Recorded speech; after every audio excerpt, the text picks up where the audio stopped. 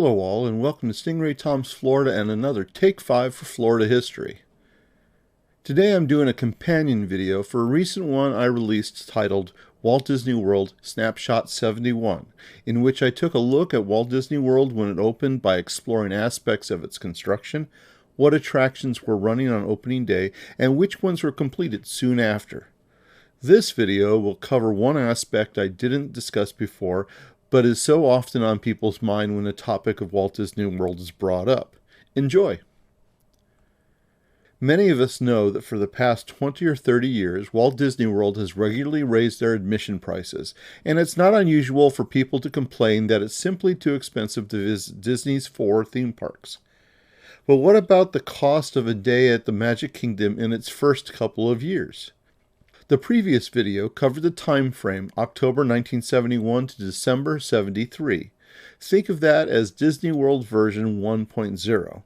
And today I want to compare the admission price at the end of 73 to what it is at the end of 2021 when this video will be released. I'd encourage you to post a comment guessing. Was it more expensive in 1973, less expensive, or just about the same? So first of all, what does it cost to visit the Magic Kingdom in December 2021?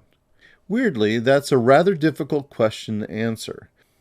There are different prices for paying at the gate, paying in advance, busy days in the park versus quiet days, discounts from other ticket sellers, discounts for multi-day passes, additional fees for things such as being able to visit more than one park in a day, and on and on and on.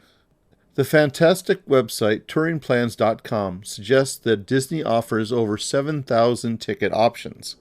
Clearly this won't be a take 5 if I were to cover them all. So for brevity's sake, I'll reduce it all down and say that as of December 2021, a one-day ticket to the Magic Kingdom will cost about $109 for an adult and $104 for a child aged 3 to 9. And for the uninitiated, yes, that means for Disney World Park admission, adulthood begins at 10. By the way, just for completeness, we should add the cost of parking, which is $25. I'm going to try to compare oranges with oranges, so I've decided to use a family of 4 for this exercise. It'll be 2 actual adults, 1 teenager, 15 years old, and 1 child, 7 years old. For Disney World in 1973, that family would have what Disney defined as 2 adults, 1 junior, and 1 child. Our time-traveling family will visit the Magic Kingdom both in 1973 and 2021. There's one thing we should know about our family, though. They want to experience as many attractions as they could, so they intentionally chose to visit the park on 2 of its slowest days to avoid waiting in lines forever. This will help us better understand the costs between 1973 and 2021. Since park admission today allows guests to ride whatever they want, with the only limitation really being time, it makes sense to have our family approach 1973 in basically the same way. This works well considering the number of attractions. While there are 34 attractions operating in 2021, in 1973 there were just 2 less, 32 in total. I doubt it'd surprise anyone to know that it's impossible to visit every attraction in one day. For example, on days that have very low attendance, Disney typically keeps shorter hours. Still, I think it's safe to say our family could see 16 attractions in one day, especially if they didn't do too much shopping and ate quickly. I know I've been able to do it. By the way, we'll skip the issues of shopping and eating. I can tell you that compared to the early days of the Magic Kingdom, today's restaurants are pricier, but buying a few burgers and fries isn't going to radically change the overall cost comparison. There's 2 things to cover about visiting the Magic Kingdom. The first is that there was a general admission price. Paying this provided entrance to the park, as well as the ability to use either the boat or the monorail to get from the parking lot to the park. Once guests entered the Magic Kingdom, they were free to walk around, shop, and watch the outdoor stage shows and parades. Much has been made of this general admission price, but really it was only a realistic option for someone who simply wouldn't be interested in enjoying any of the attractions. This slide lists the attractions open in the park in December of 1973. As you probably know, the Magic Kingdom, like Disneyland, used a ticket system for rides. This system was in use throughout the 1970s, with it being fully discontinued by the opening of Epcot Center in 1982. So I'm also showing which ticket was used for each attraction. A tickets were the least expensive, and E tickets were the most. And just like in Disneyland, there were also several attractions that were free. Tickets could be purchased at several ticket booths located around the park. The booths are marked by those yellow tickets on the guide's maps.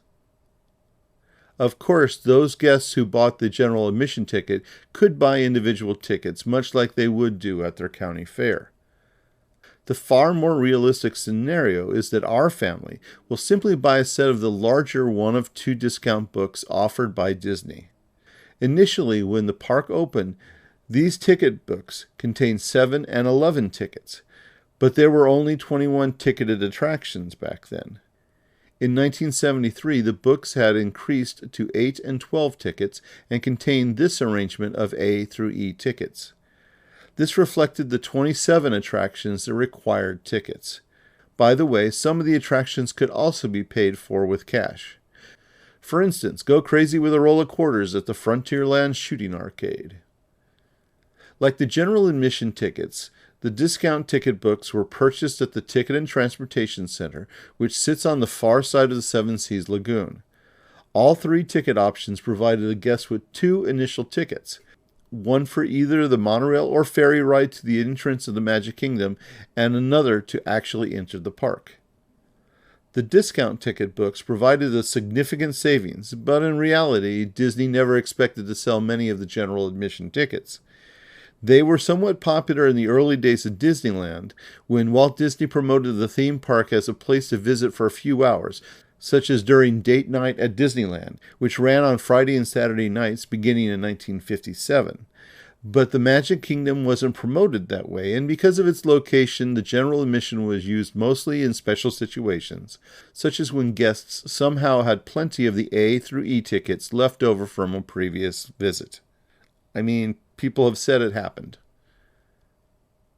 So here's the breakdown of the discount for the 8 and 12 ticket books. This shows the cost of general admission for each of the ages and the breakdown of the cost of the tickets in both books. Let's say that our family will buy the 12 ticket book. At the time, every attraction was family friendly since actual thrill rides hadn't been built yet. For example, Space Mountain wouldn't open until January of 1975. So even our 7-year-old could technically enjoy all of them, though the Haunted Mansion and Snow White's Scary Adventure might be a bit much. This means getting 4 of the 12 ticket books, along with the 50 cents it costs to park the family's blue 1968 Ford Galaxy. In addition, they'll need to buy 4 more tickets each. I'm going to suggest an additional E, 2 more Ds, and a C. That adds an additional $2.90 for each person. So let's see the grand total. 50 cents for parking, a total of $25.50 for the 4 ticket books, and $11.60 for the 16 additional attraction tickets. We get a grand total of $37.60. Obviously, we'll need to get an estimate as to what the amount is in 2021 dollars to compare. I looked at several inflation calculators and got $226.21. So finally, here's the comparison between our family of 4 in December 1973 and in December 2021. About $266 versus $456. That's about 40% less expensive. Certainly a good savings, and for a theme park that's still quite similar. You may be a big fan of the 4 roller coasters now in the Magic Kingdom, as well as the log flume ride that someday won't be based on Song of the South, but 20,000 Leagues Under the Sea and the Skyway are long gone. By the way, it's interesting to note that 6 of the 7 e-ticket rides in 1973 are still operating. So that's about it. Spending a busy day in the Magic Kingdom 48 years ago would have cost you about 60% of what it costs you today. I don't have any strong opinions on the overall costs of entertainment, including that of theme park admission prices, but I can't help but be very aware of at least a couple decades of heated comments about Disney World price increases. Hopefully this video will help people understand that while the cost of admission in 1973 was comparatively less than today, it wasn't exactly a cheap day out. Still, value is where you find it. Thanks for watching another of my videos. If you enjoyed it, please hit the like button and subscribe to the channel to learn more about Florida's tourism history. Stingray Tom's Florida, traveling through time around the Sunshine State.